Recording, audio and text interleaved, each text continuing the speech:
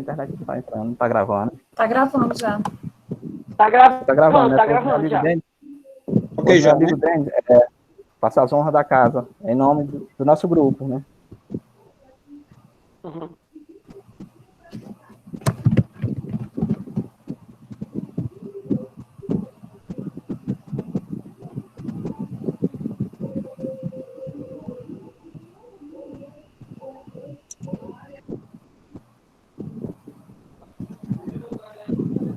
Vixe, Maria, o homem fez isso aí. Fala, Guilherme. Faz a apresentação aí para iniciar. Se quiser, a gente faz. Deixa eu ver. Tu faz, Daniel? Tu começa, Daniel? Nossa, eu tava sem som aqui. Quando faça as honras da casa. Boa noite a todos. Boa noite, professora Aline.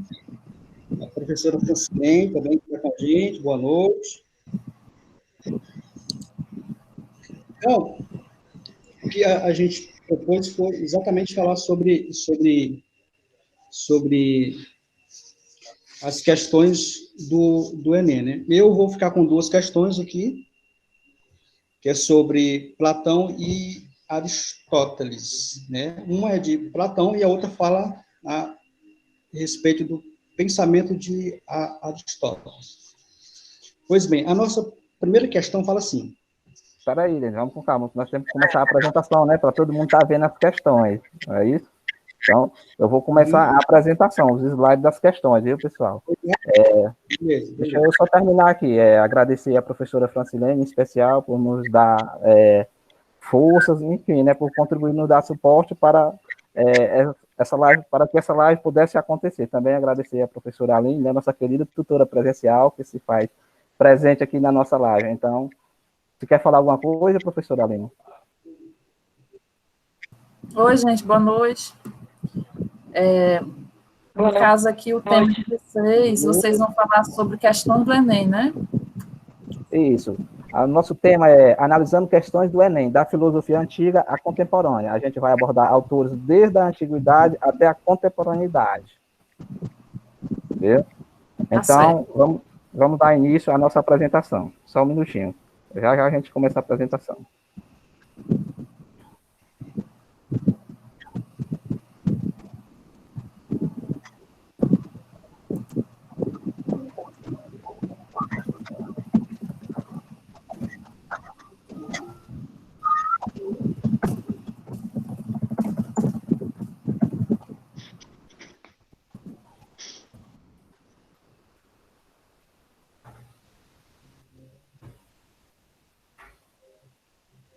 Só um minutinho. Eu acho que a internet está um pouquinho lenta também. Pronto, vai dar início. Então, como eu falei, né? Vocês ficam me avisando aí, viu, Dani? Para começar a apresentação. Se tiver ok, vocês falam aí para mim. Oi, pode colocar o slide já. Tá ok, tá aparecendo. Só começar aqui a apresentação. Deixa eu carregar aqui mais um pouquinho. Para tomar a tela, para ficar só. A pessoa que vai apresentar a questão ficar na janelinha. Pode só um minutinho. Analisando questões de Enem, a filosofia antiga, a contemporânea. Já está começando. Aguardar essa benedita internet colaborar.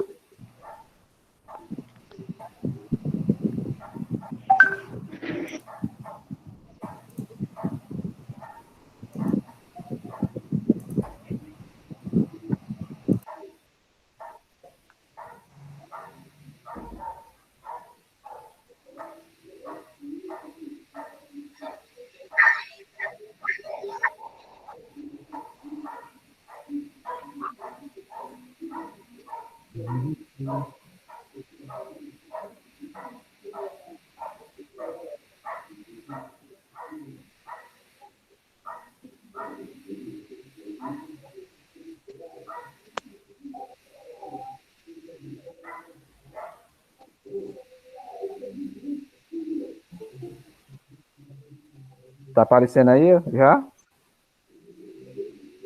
Já, agora falta aparecer a questão. Bom, então, Denis, vamos para a sua questão primeiro, viu? Exatamente, vamos lá. Ok, como o celular é bem pequeno, aí não dá para ver muito, eu estou aqui com as questões aqui. Pois bem, a nossa primeira questão, né, se vocês podem acompanhar aí, é a questão de número 3. Essa questão ela é de 2000 e 2012, né, do Enem de 2012. E ela fala assim: para Platão, o que havia de verdadeiro em Parmênides era que o objeto de conhecimento é um objeto de razão e não de sensação.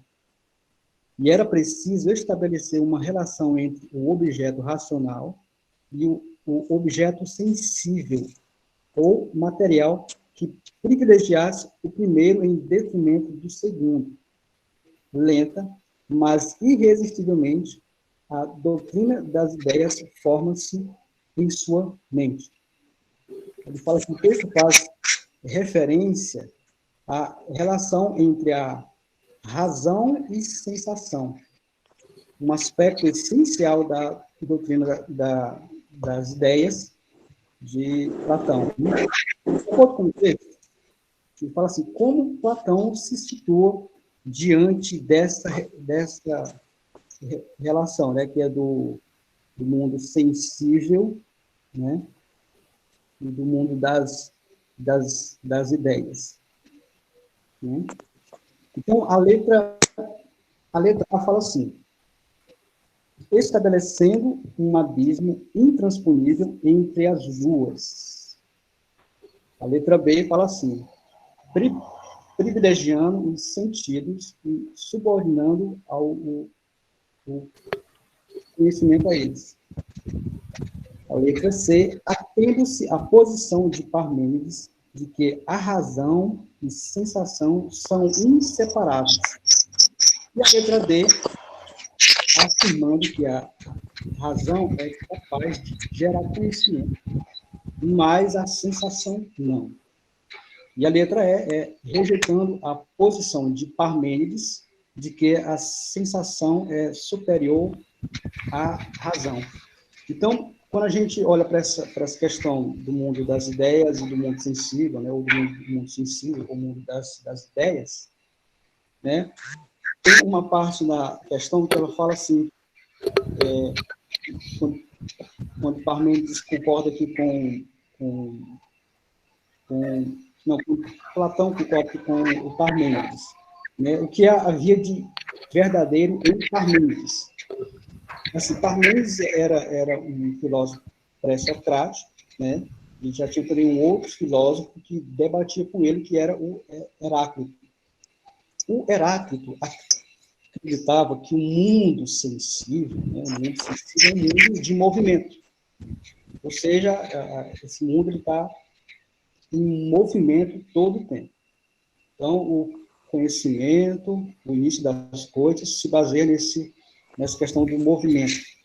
Já Parmênides, não. Ele traz a ideia do ser, né, que não se movimenta, o ser é único, né, ele é uno, e ele é imutável.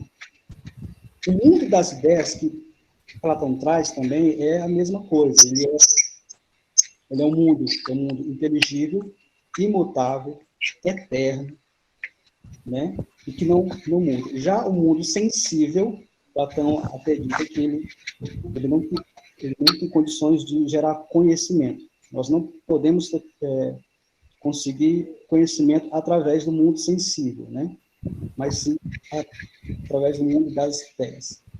Então, qual questão aqui é a que está certa? Qual é a questão do nosso texto que está certo? Então, seria a letra D, né? E a pergunta era exatamente qual é a relação que Platão se situa, né, entre o mundo inteligível e ou seja, o mundo das ideias e o mundo sensível. Então, é a letra B, que é afirmando que a razão é capaz de gerar conhecimento, mas a sensação não, esse mundo físico não. Então, só a razão que é capaz de gerar conhecimento. Tá? Então, essa é a nossa questão. Essa é a nossa primeira questão. Guilherme, pode ir passando para a segunda questão aí.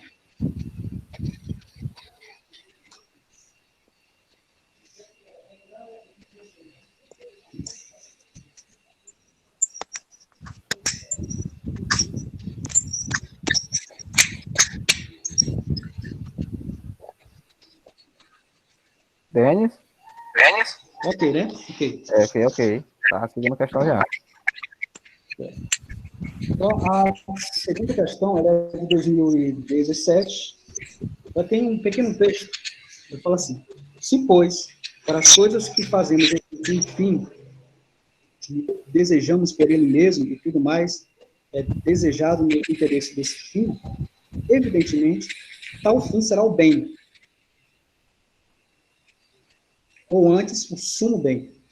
Mas não terá o conhecimento grande influência sobre essa vida, se assim é, esforcemo-nos para determinar, ainda que em linhas gerais apenas, o que seja ele e de qual das ciências ou faculdade constitui o objeto. Ninguém duvidará de que o seu estudo pertence à arte mais prestigiosa e que mais verdadeiramente se pode chamar de arte mestra. Ora, a política mostra-se dessa natureza. Quais as ciências devem isto, quais são as que cada cidadão deve entender. E, até o ponto, e vemos que até as faculdades tidas em maior como a estratégia, a economia, a retórica, estão sujeitas a ela. Ora, como a política utiliza as demais ciências e, por outro lado, legisla sobre o que devemos e o que não devemos fazer. A finalidade dessa ciência deve abranger as suas duas outras, de modo que essa finalidade será o bem comum, né? Aí ele fala assim: para Aristóteles, a relação entre o sumo bem e a organização da polis pressupõe que, letra A, o bem dos indivíduos consiste em cada um perseguir seus interesses. Letra B, o sumo bem é dado pela fé de que os deuses são os portadores da verdade. Letra C, a política é a ciência que precede as demais na organização da cidade. E a letra B, a educação visa formar a consciência de cada pessoa para agir corretamente. A letra é assim: a democracia protege as atividades políticas necessárias para o bem comum. Então, para Aristóteles, a questão da política e do bem comum, né, ela tem relação com a ética. Ética e política, para Aristóteles, é uma coisa só, é tudo junto. Né? Ela não se separa da outra. Né? Então, assim como a ética, né, na ética, o homem tem tudo que o homem faz, ele faz porque ele quer alcançar a felicidade, ou seja, a eudaimonia, que ele chama, né? Ou o sumo bem, né? Ou o bem supremo. Né? Então, assim como para a ética, o homem busca se realizar para poder, lá no futuro, conseguir o bem, né, o bem supremo, assim também a política ela tem o papel de organizar a polis, né, e também contribuir para que a comunidade toda possa também chegar a esse bem, a esse bem ou a felicidade, que ele chama até de eudaimonia. E ele faz essa relação porque o homem ele é um animal político. Além de o homem ser um animal racional, ele é um animal político, né? Então, tanto a política quanto a ética são a mesma coisa, tem essa função de fazer com que a sociedade, né, possa crescer e possa, né, chegar ao bem supremo. Então, essa é a nossa segunda questão. Eu passo a palavra para o nosso amigo Kim, nosso colega Kim.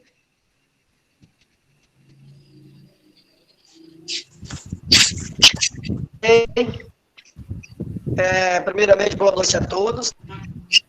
Quero agradecer a todos, em especial aos alunos, que é o objetivo principal dessa live. Agradecer em especial à professora Francilene, professora Aline, nossa tutora, mais colega. No caso, a questão que eu vou comentar é a questão que caiu no Enem de 2017, ok? Vou ler aqui a questão para iniciar. Conversação de tal natureza. O contato de Sócrates paralisa e embaraça. Leva a refletir sobre si mesmo, a imprimir a atenção, uma direção em comum, uns temperamentos similares. Sabem que encontrarão junto dele todo o bem de que são capazes, mas fogem porque receiam essa enferma a si censurar. Muitos quase criam, sobretudo a esses jovens, muito crianças, que ele tenta imprimir sua orientação.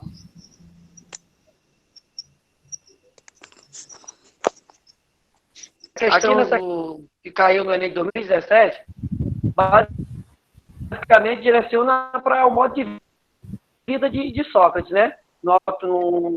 Num período mais voltado, se tinha uma concentração do conhecimento mais o sofista, no caso, né? Que o conhecimento era de cada período. Então, Sócrates desenvolveu esse método dialético para, aqui nas oposições, o texto evidencia características de modo socrática, que se baseava na letra A, contemplação da tradição mística, sustentação do método dialético. Letra C, relativação do saber verdadeiro. Letra D, valorização da argumentação retórica. E letra E, investigação dos fundamentos da natureza. Então, no caso, a gente vai comentar um pouco e depois a gente fala qual questão dessa é a resposta certa, ok? Sócrates foi um defensor da ignorância como princípio básico para o conhecimento. Daí a importância da sua frase, só sei que nada sei. Para ele é preferível não saber a julgar saber. Sendo assim, Sócrates construiu um método que, através do diálogo, o método dialético, as falsas certezas e os preconceitos eram abandonados. O interlocutor assumia a sua ignorância, a partir daí buscava o conhecimento verdadeiro.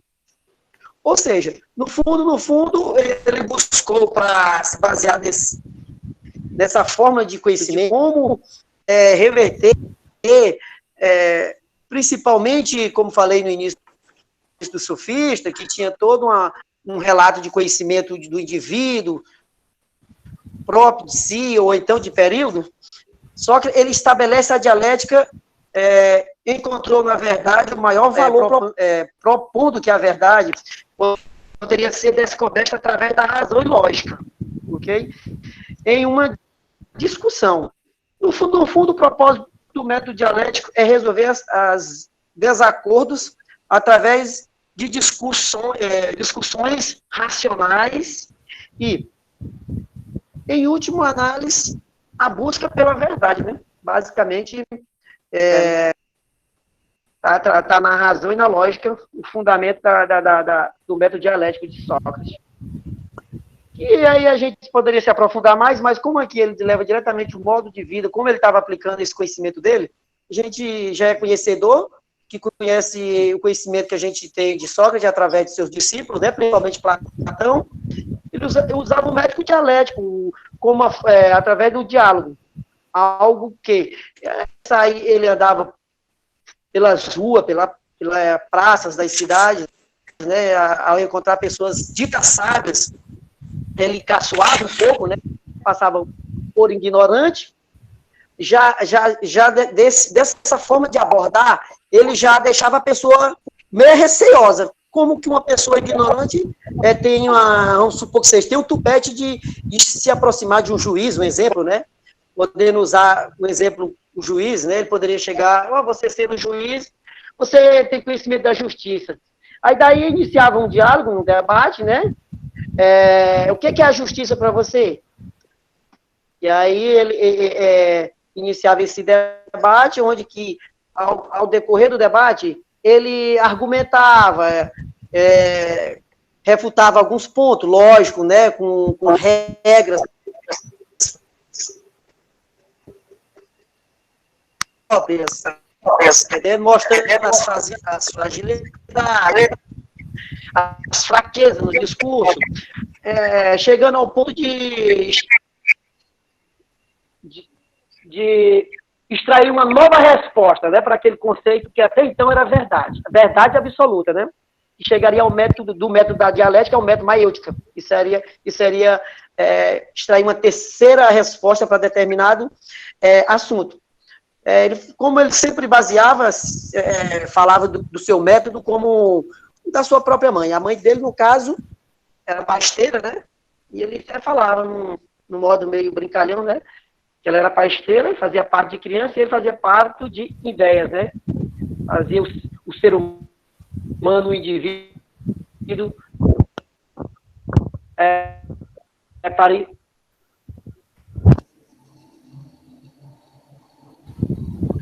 uma nova ideia para aquele assunto que ele tinha como um conceito fundamental de verdade única, né?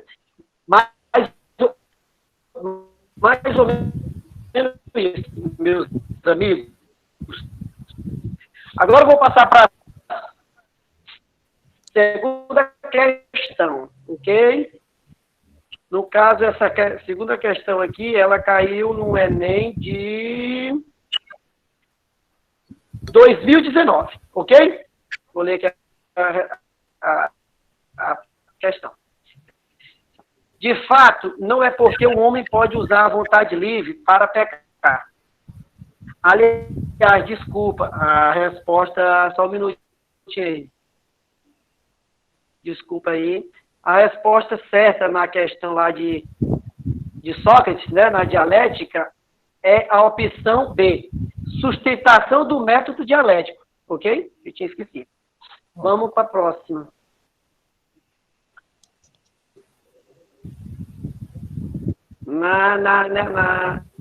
Nessa questão, ela caiu no Enem de 2019, ok? De fato, não é porque o homem pode usar a vontade livre para pecar, que se deve supor que Deus a concedeu para isso. Portanto, uma razão pela qual Deus deu ao homem esta característica, pois sem ela não poderia viver e agir corretamente.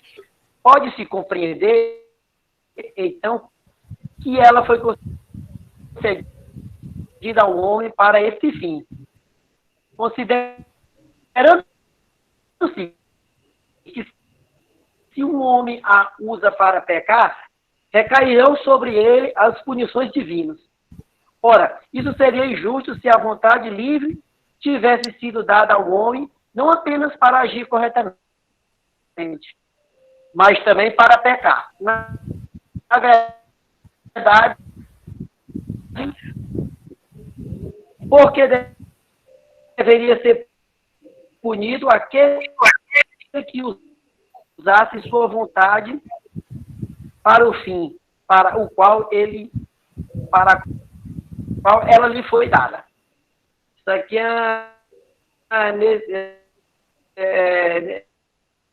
de Santo Agostinho, né, sobre o livre-arbítrio.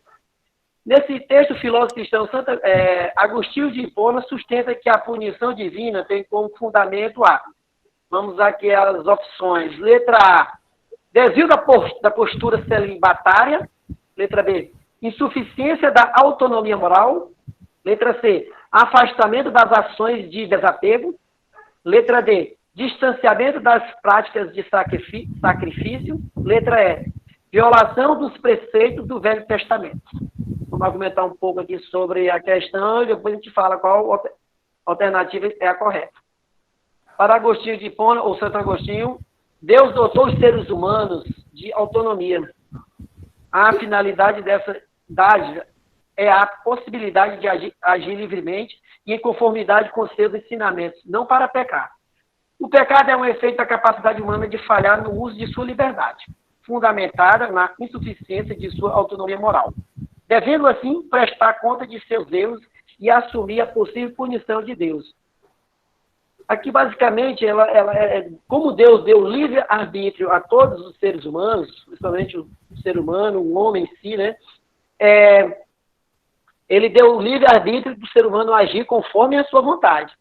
Só que, aqui ele argumenta no texto, como que Deus deu o livre-arbítrio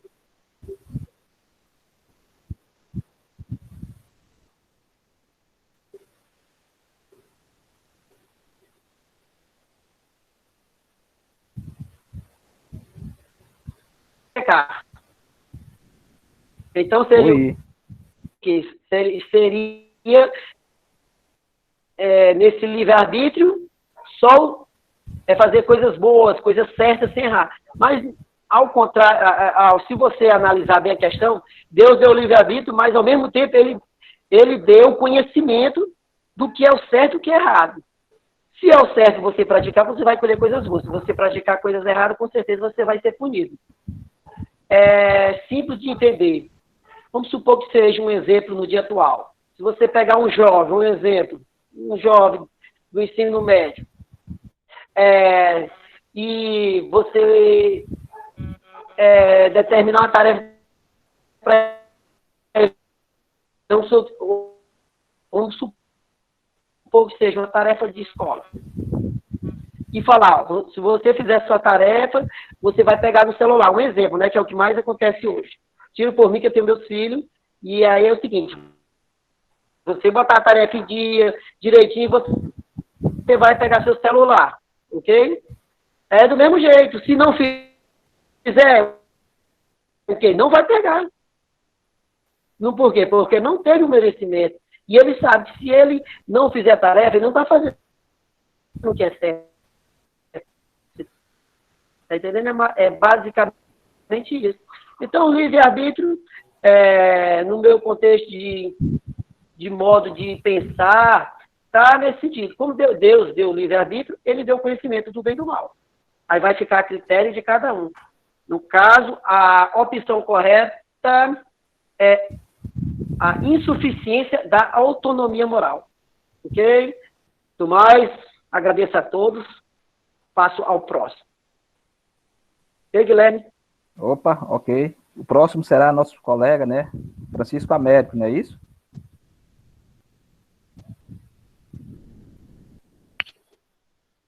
No caso, o terceiro agora, né, Guilherme? Não sei se é o Américo, o Américo, né? Isso. O próximo colega é o Américo. Esse colega é Francisco Américo. Américo, está com você a palavra.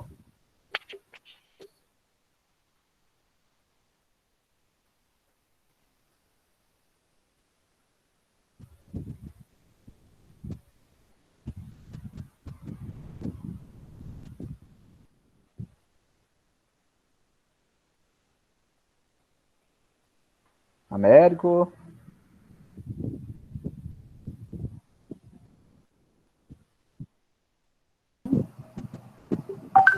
Ok, Aline. Aperta aí, por favor.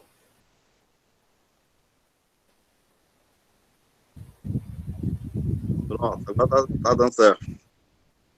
Ok, América, a palavra está contigo agora, viu? Tá bom, porque agora eu não me lembrei de ativar ele aqui e também o slide também não tá saindo aqui também. O slide. Ok. Eu tô só esperando você aqui, o slide aqui, para me falar aqui. É.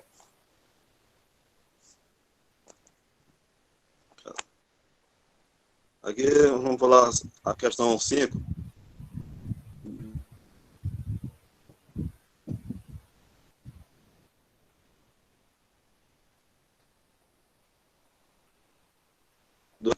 Estava impaciente porque Sócrates e os seus amigos presumiram que a justiça era algo real e importante.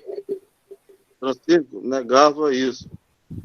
E se eu entender, as pessoas acreditavam no certo e no errado, apenas por terem sido ensinadas a obedecer às regras da sua sociedade. No entanto, essas regras não passavam de invenções humanas, que é de Rachel, que é o problema da filosofia. Aqui fala sobre o sofista de Transímico, personagem imortalizado no diálogo. A República de Platão sustentava que a correlação entre a justiça e ética é resultado de, letra A, determinação biológica impregnada na natureza.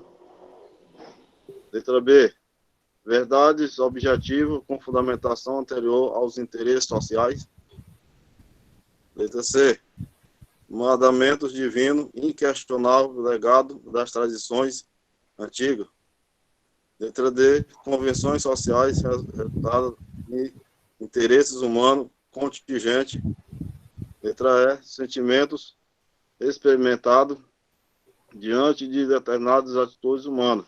E nós podemos observar aqui a questão sobre do Transímico, né, que quem relatou que a expedição aqui foi do diálogo aqui da República, foi Platão, que falava sobre o Transímico, do negócio lá do sofista, ele que fez toda essa questão aí. Aí nós podemos observar aqui o que fala a respeito disso, que nós podemos observar. O Transímico era o sofista, enquanto sofista uma característica marcante na filosofia, ou seja, mas temos que pegar um tema geral, assim, sobre sofista. Platão fazia muitas críticas, relativizava tudo. Segundo Platão, o sofista, ele não era filósofo. E aqui está falando que ele não era filósofo, né? Mas ele fazia parte, assim. Segundo Platão, os sofistas, eles relativizavam a você a respeito de ganhar na retórica, quer dizer, que eles participavam de ganhar dinheiro na retórica, quando eles dialogavam a respeito disso. Cobrava para pessoas lá na Ágora e vencia os debates relativizados em tudo. E é isso que nós podemos observar sobre a respeito do Transímico. E no caso, nós podemos, a alternativa correta é a letra D, que fala sobre convenções sociais, resultados e interesses humanos, contingentes. A alternativa correta é a letra D, que é da questão 5. Agora não podemos passar para a questão 6, daqui a pouquinho, viu?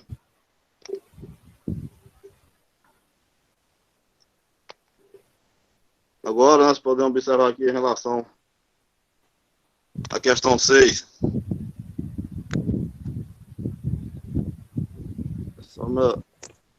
Podemos observar aqui a questão do ano 2019, que é o texto 1 fala: considera apropriado deter-me algum tempo na contemplação deste Deus, todo perfeito, ponderar totalmente à vontade de seus maravilhosos atributos, considerar admirar e adorar a incomparável beleza dessa imensa luz. Aqui falou, foi Descartes. O Descartes falou a respeito disso, a respeito de Deus, né? Da perfeição de Deus, sobre os atributos de Deus. E o texto 2 vai falar a respeito, que fala qual será a forma mais razoável de entender como é o mundo. Existirá alguma boa razão para acreditar que o mundo foi criado por uma divindade toda-poderosa? Não podemos dizer que a crença em Deus é apenas uma questão de fé. Quem falou a respeito disso foi Rachel. O texto 2, foi Rachel que comentou a respeito disso, que falou sobre, assim, o razoável da questão sobre o mundo, né, de entender o mundo. E se existe alguma boa razão a respeito de acreditar no mundo que foi criado por divindades todo-poderosas. Isso, qual a divindade que nós podemos ver a respeito disso? Aqui fala de assim, não podemos dizer que é a crença em Deus, é apenas uma questão de fé. Aqui, na alternativa, nós podemos observar bem aqui qual a resposta correta. Os textos abordam um questionamento da construção da modernidade que defende um modelo. Alternativa, letra A, centrado na razão humana. Letra B, baseado na explicação mitológica. Letra C, fundamentado na ordenação imanentista. Letra D, focado na legitimação contratualista. Letra E, configurado na percepção étnico-cêntrica. Aqui a alternativa correta é a letra A, que fala sobre centrado na razão humana. E podemos ver sobre a respeito da Idade Média, a questão sobre a modernidade é marcada por uma viragem centrada na razão humana. O pensamento de Descartes marca essa transição. O ser humano, dotado de razão, é capaz de conhecer todos os aspectos da criação divina. E nós podemos ver também outra coisa a respeito disso, mostra um avanço da racionalização que coloca em questão as bases para o conhecimento racional. E são pontos que podemos observar. As outras alternativas estão erradas, porque a explicação mitológica da realidade foi sendo abandonado pelos primeiros filósofos pré-socráticos que buscaram um conhecimento baseado no logo, dando origem às explicações filosóficas, lógico-racionais. Nós podemos observar umas alternativas que é correta, que podemos, assim, quer dizer, sobre a letra C e D, e apresenta pontos decorrentes do pensamento moderno, mas nenhuma delas se apresenta como modelo para a construção do pensamento moderno. O que podemos observar nesse ponto? Bem que a alternativa correta é a letra A. Agradeço aí. Ok, Américo? Ok. Então, vamos passar para a próxima questão, que no caso é a questão 7, né, do Enem 2017. Quem ficou com essa questão foi exatamente eu. Essa questão ela trata sobre a felicidade. O enunciado da questão diz o seguinte: a felicidade é, portanto, a melhor, a mais nobre e mais aprazível coisa do mundo, e esses atributos não devem estar separados, como na inscrição existente em Delfos. Das coisas, a mais nobre é a mais justa, e a melhor é a saúde. Porém, a mais doce é ter o que amamos. Todos esses atributos estão presentes nas mais excelentes atividades, e entre essas, a melhor nós a identificamos como felicidade. Como vocês podem ver, né? A questão aqui, Platão está falando diretamente sobre a felicidade, né? Ele está dando ênfase à felicidade. Vamos lá, o que a questão diz. Ao reconhecer na felicidade a reunião dos mais excelentes atributos, Aristóteles a identifica como, ou seja, como Aristóteles reconhece a felicidade. O que é felicidade para Aristóteles? Vamos lá, as alternativas. Letra A. a busca por bens materiais e títulos de nobreza. Ou seja, aqui a questão está dizendo, né, que a felicidade está atrelada à riqueza, né, no caso aqui a riqueza. Pois bem, vamos lá, segunda opção, plenitude espiritual e acesso pessoal. Que no caso aqui, no caso aqui a letra B está dizendo, né, que a felicidade está ligada a acesso pessoal, que no caso são os nossos desejos, a realização dos nossos desejos. Letra C. Letra C diz que a felicidade está ligada à finalidade das ações e condutas humanas. Letra D. O conhecimento de verdades imutáveis e perfeitas. Ou seja, a felicidade é você ter conhecimento da verdade daquela verdade que não se modifica. Letra E. A felicidade está ligada à expressão do sucesso individual e reconhecimento público, ou seja, né, está ligado à fama. Então, pessoal, eu vou tentar sintetizar aqui a ideia de Aristóteles em relação à felicidade. A felicidade, em Aristóteles, ela não se separa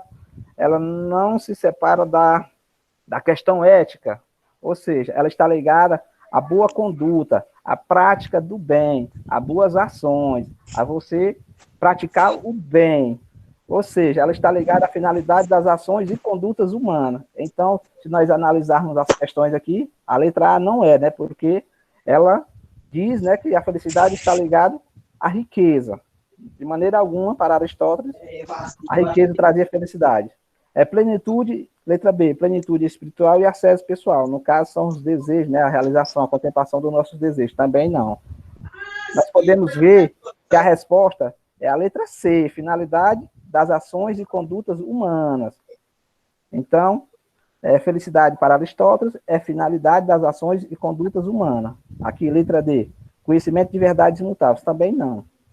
E a letra E, né, expressão do sucesso individual. A questão do reconhecimento público, da fama, também não é, de forma alguma.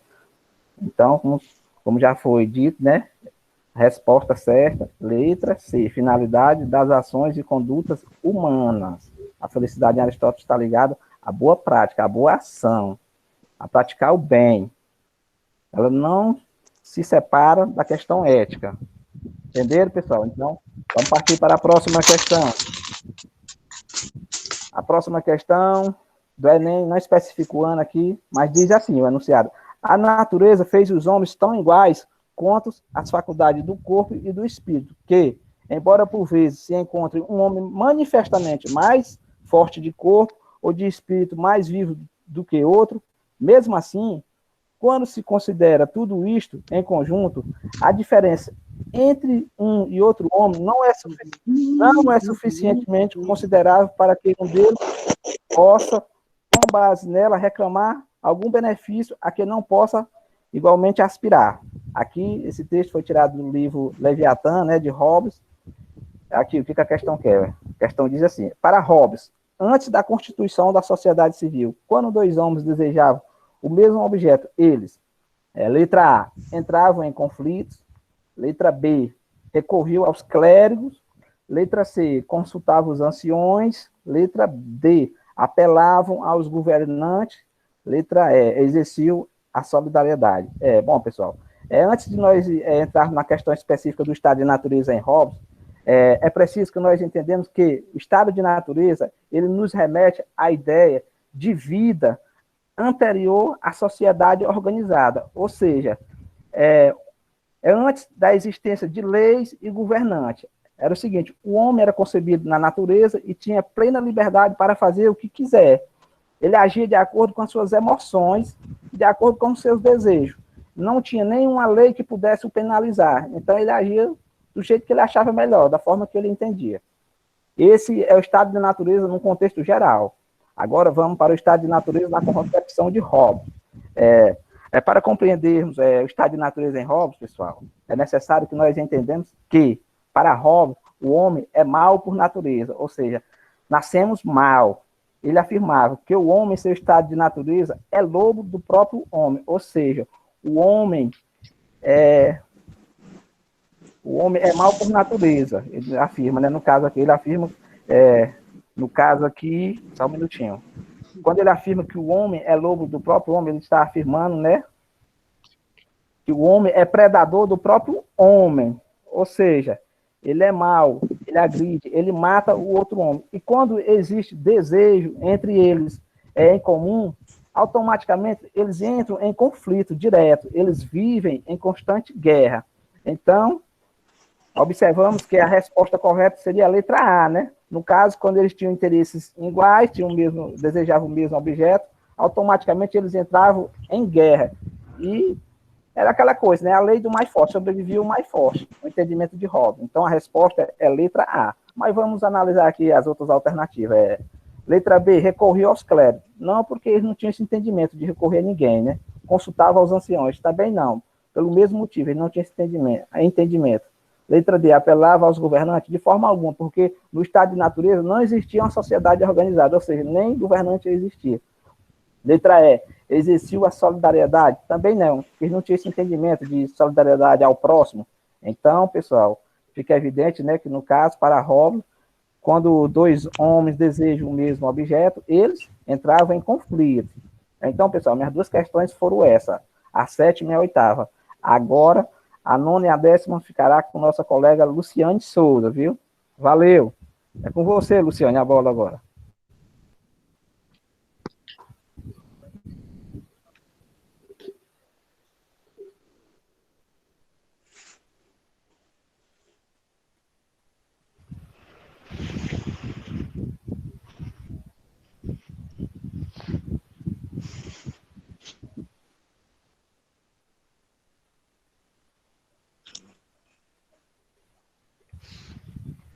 Luciane?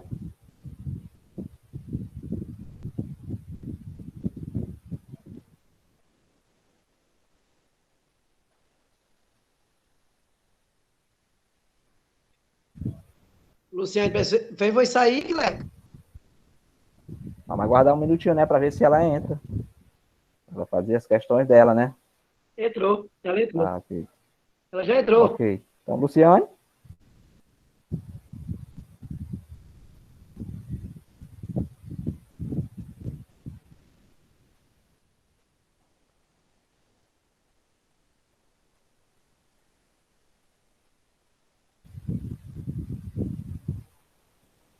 Alô? Oi, boa noite. Deu um probleminha aqui, mas já tô aqui. Ok, então fica à vontade, viu? Tá certo. Oi, boa noite. De acordo com a sequência, eu fiquei com a questão 9 e a 10, que a primeira inicia falando sobre a questão do Enem 2019, que fala sobre o sentido geral e fundamental, que é, em sentido geral e fundamental, direito é a técnica da coexistência humana, isto é, técnica voltada a tornar possível a coexistência dos homens. Como técnica, o direito se concretiza em um conjunto de regras, que nesse caso são as leis ou normas, e tais regras têm por objeto comportamento intersubjetivo, isto é, o comportamento recíproco dos homens entre si. Então, o sentido geral e fundamental do direito, conforme foi destacado, refere-se, primeira questão, aplicação de códigos gerais, regulação do convívio social, legitimação de decisões políticas, mediação de conflitos econômicos e a última, representação de autoridade constituída. Então, vou começar pela questão correta, que no caso é a letra B, que é a regulação do convívio social, e de acordo com o texto, né, que foi lido, o direito é o compreendido como uma técnica. Tal técnica tem o objetivo que possibilita a coexistência dos homens. Homens, esse voltado como sinônimo de seres humanos. No entanto, a formulação de um conjunto de regras busca a regulação do convívio social, o qual possibilita uma relação justa e recíproca entre os sujeitos, ou seja, dos homens entre si. Isso é a questão correta, letra B. Eu vou continuar explicando as outras questões, falando por que elas não são as corretas. Começando pela letra A, que é a questão que fala sobre a aplicação de códigos legais, que ela não é correta, pois ela refere pela forma de direito que visa regular o convívio social e não fundamento, no qual a questão falou sobre o sentido geral e fundamental do direito. A letra C, legitimação de decisões políticas, ela não está correta, pois ela correlaciona o direito em Estado democrático e Estado democrático que é fundamentado na vontade geral da população. Então, ela não está correta por esse motivo. E a letra D, que fala sobre a mediação de conflitos econômicos, ela não está correta, pois está mediada por parte de disputa possível dentro da sociedade, mesmo sendo cabível ao direito, mas ela não define a sua atividade, pois quando ela fala de mediação de conflito econômico, então, no caso, ela não está falando de nenhuma parte de conflito econômico. E a letra E, a última, ela fala sobre a representação da sociedade constituída. Ela não está correta, pois ela atua na sociedade moderna, ela apresenta a partir da tripartição do poder executivo, legislativo e judiciário. O direito, mesmo que tenha uma parcela relevante do poder judiciário, mas não é totalmente da representação. Então, ela não está correta por esse motivo, qual foi citado. Continuando, repetindo que a resposta correta é a letra B, a regulação do convívio social. Então, agora eu vou passar para a próxima questão, que é a 10ª questão, pode passar.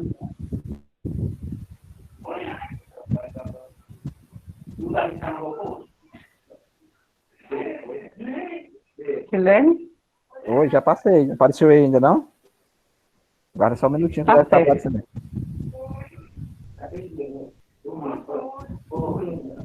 É porque aqui eu não estou vendo, eu estou de acordo com o meu slide aqui. Tá ok, mas já. eu vou continuar. Pode continuar, tá ok. 7-8. Então, já, só um minuto. 83 menos 25. Então, a questão, a 10ª e última, ele é uma questão... Ah, já fala, mano!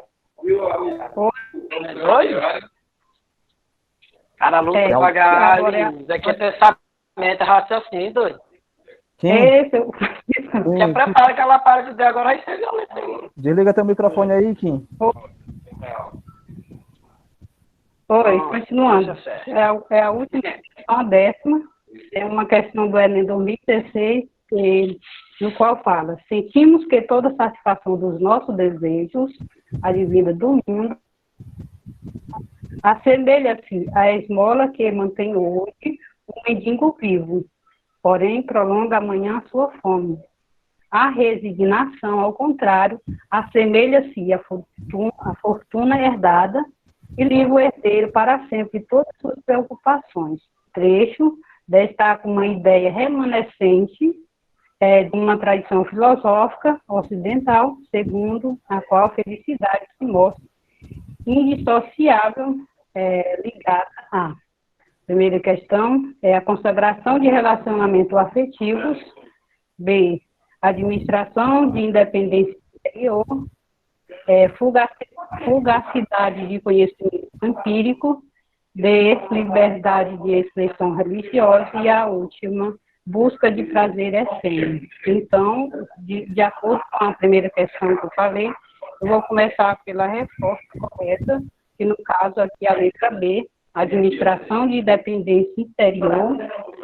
Por quê? Por qual motivo ela é correta? Então, essa questão é uma questão da leitura do livro de Schopenhauer, no qual inicia uma corrente de pensamento que se aproxima da filosofia ocidental e do pensamento oriental. Busca uma concepção diferente da felicidade, do sofrimento e também do prazer. Ele é um filósofo conhecido, Schopenhauer, né, um filósofo conhecido como filósofo pessimista, afirma que a vida do sofrimento, os indivíduos se frustram por idealizar que os poucos momentos da felicidade existente na vida são uma regra, como foi falado no início do texto, né? momento de felicidade existente na vida e o sofrimento de vida poder assim. E em breve, momento de exceção. Afirma também que a resignação é libertadora, sendo que a administração da dependência interior é a autodeterminação da vontade do livre hábito. Então, aqui foi a explicação da resposta correta, que é a letra B, a administração da independência interior. E as outras questões analisadas, porque não são corretas, vou falar logo o seguinte. A letra A. Então, a consagração de relacionamento afetivo, no livro de Schopenhauer, ele sempre foi dedicado a algumas linhas para o assunto da relação da filosofia, e para ele o amor não se encontra nas relações afetivas. Algo que possa ser consagrado ou sacralizado. Então, essa resposta não é correta por esse motivo. A letra C, fugacidade do conhecimento empírico, em nenhum momento ele falou sobre a experiência. Ela não está em questão. Ou seja, da experiência que o pensamento de Schopenhauer, ele tem de idealismo e compreende que o conhecimento está relacionado à vontade e não na experiência sensível. A letra B, que é a liberdade de expressão religiosa, também, em nenhum momento o texto falou sobre questões religiosas. A felicidade não está relacionada à questão e nem nenhuma questão religiosa. O filósofo inicia uma crítica moral cristã, ela que foi desenvolvida mais foi no livro de Nietzsche, não no livro de Schopenhauer. A letra E não está correta, pois o pensamento... Espera só um segundo.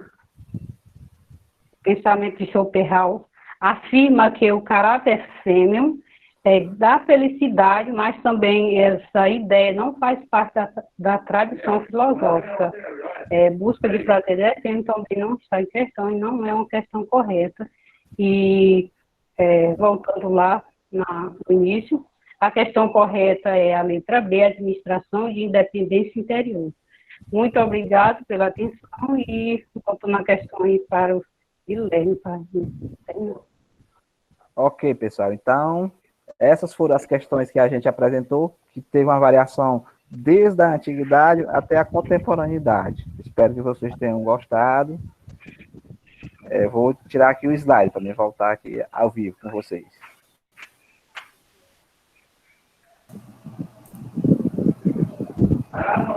Oi. Oi. Olá, tudo ok? Agora eu vou parar a gravação, viu? Ei, Guilherme. Oi. Gostaria de agradecer aqui a participação de todo mundo. Gostaria de agradecer a professora Francilene, que sempre a professora Francilene, que sempre está aqui apoiando o nosso curso de filosofia, os nossos acadêmicos, dando espaço, em nome da Escola José Nogueira, né? E agradecer aos colegas e aos professora Davi está falando, Guilherme. Viu? Obrigada aí a todo mundo.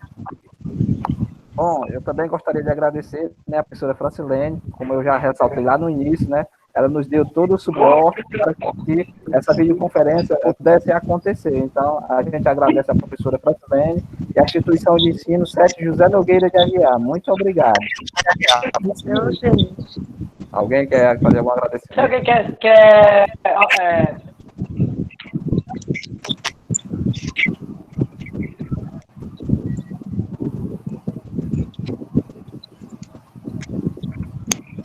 Alguém vai falar?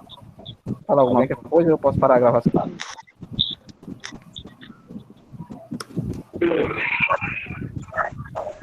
Kim, o Francisco está...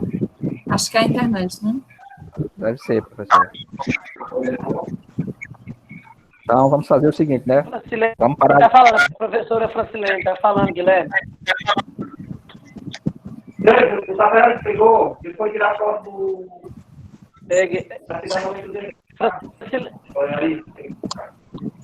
A professora Francilene estava falando, Guilherme.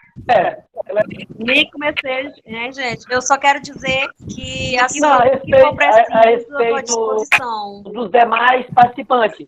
Se alguém tem alguma pergunta a fazer, alguma curiosidade a respeito da nossa live. Ah, foi ótimo, eu estava aqui concentradíssima.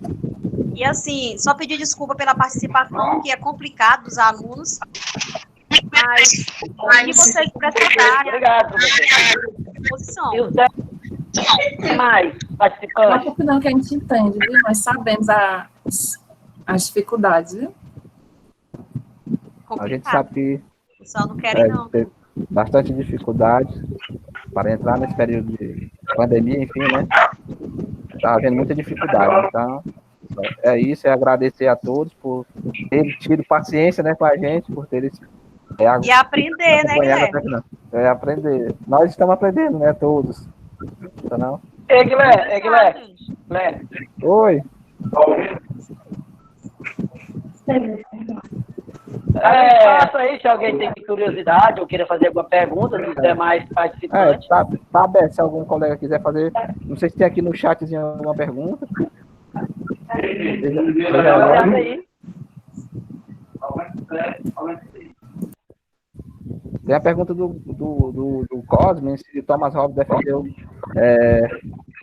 Thomas Hobbes defendeu a criação do Estado Civil, sim. Inclusive, no livro Leviatã dele, ele fala sobre o contrato social, né, que ele defende. A partir da criação do contrato social, foi que se deu a organização da sociedade em si, porque antes disso, os homens viviam em conflito constante. Esclarecido? Eu acho que só tem essa pergunta mesmo aqui. E, Guilherme, quem é o Free Fire que está aí participando do início ao fim? Eu também não sei quem é o Free Fire, mas grato por ele estar participando. Pois a gente fica grata ao Free Fire, viu? Porque eu estou aqui de olho, olhando, e ele participou todo. Deve Também a ser. Luciana foi muito boa a participação dela. Acho que deve ser. Acho que Free Fire deve ser meu menino. Guilherme? Oi. Então. Free Fire, eu acho que é meu menino. É meu menino. Ei, bem, gente. Bom, muito obrigada, viu? Boa noite a todos. Boa noite a todos. Obrigada. Para aqui a gravação. João Vitor. Agradecendo. Parou a gravação, hein? Para aí.